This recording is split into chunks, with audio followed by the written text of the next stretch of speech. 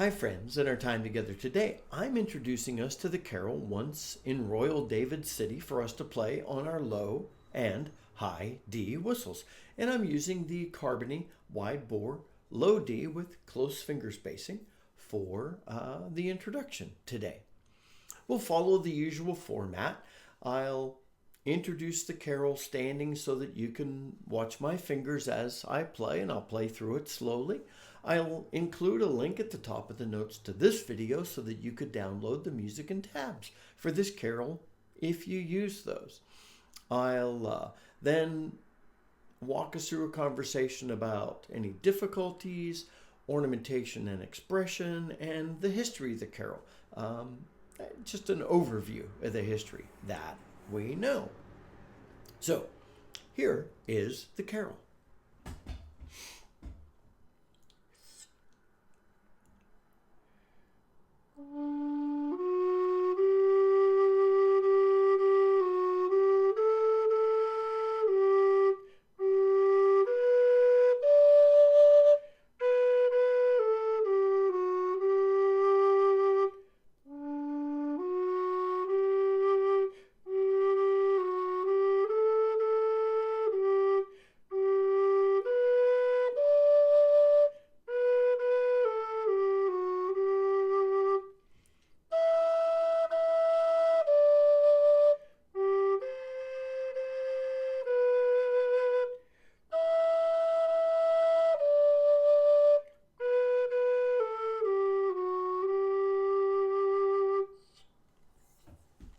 Alrighty, so listen to me play it there. I do chapters on all the videos where it makes sense to do that, and I label that chapter Play Along with Scott.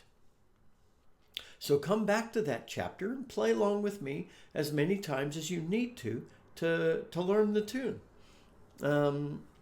Even if you have the music and tabs sitting there, then still play along with me just to get a sense of the pace and the rhythm of the tune, of the carol. As far as difficulties, there really aren't any huge difficulties. This is a tune that you could use to play expressively. This is also a great tune for someone who's not been playing long to use to know a tune to play well. You do have to play the low D, but the highest you go is the second octave E, and so that's really pretty good. I think this is a great tune for all of us, because even if you're a more advanced player, you get the opportunity to just dive in expressively to the tune. And so let's think then from an ornamentation and expression standpoint.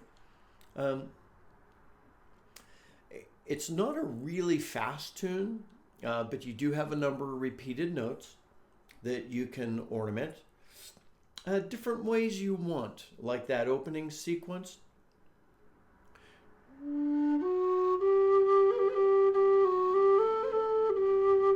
You can, instead of like just ornamenting one of those three G's, you could roll from one G to the other, and if you do that, you might not need to do anything else.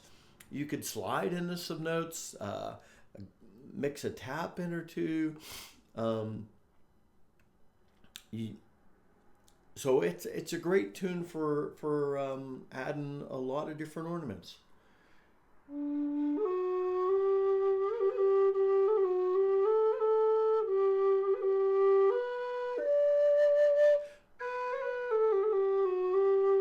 Now, notice there, from an expression standpoint, no one's singing with me. So I could sit on that second octave D because I love that tone.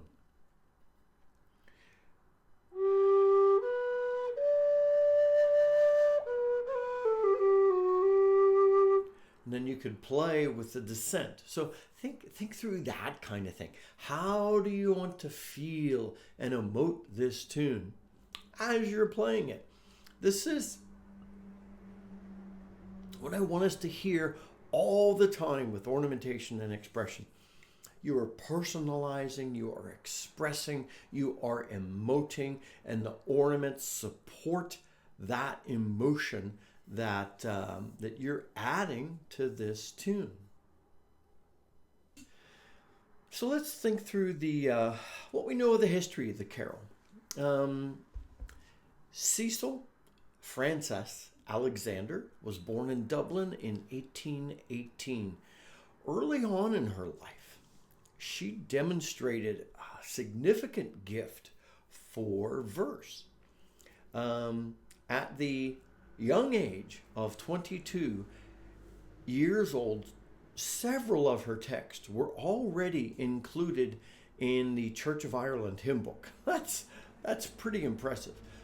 So Once in Royal David City first appeared in print in 1848 as part of a series of texts she wrote to help teach the catechism to children. So verses like this carol were often paired with different tunes. The words would be published, but the tunes that accompany them often weren't. So what would happen is the tune would be published with the accompanying meter. So here is when Cindy and I first moved to England. I served a small chapel there as the minister, and this was the hymn book that they first had. And there is Once in Royal David City. And the meter for this, if you pay attention to meters, you're going to go, what? So this one is an 878777. Oh dear. So any tune that, so that's counting the syllables of the words. So if a tune supported 878777, then you could use that tune to play, to sing Once in Royal David City. Well, that's an awkward meter, or not common, I'll say. And so there aren't tons of tunes that go with that. So the English organist and composer Henry John Gauntlet wrote a tune specifically to pair with this beautiful text. And this became the most popular pairing of the tune for this text. And that's the tune we know today, the one I just introduced. So that's the one that Henry John Gauntlet wrote for us. So you may know the words and the tune, and you may be able to play it without walking through it with me, or even looking at the printed music. Anyway, I hope you enjoyed this carol, my friends. It's a great, fun, beautiful one to play. Until next time, this is Scott Shade. Happy whistling, my friends.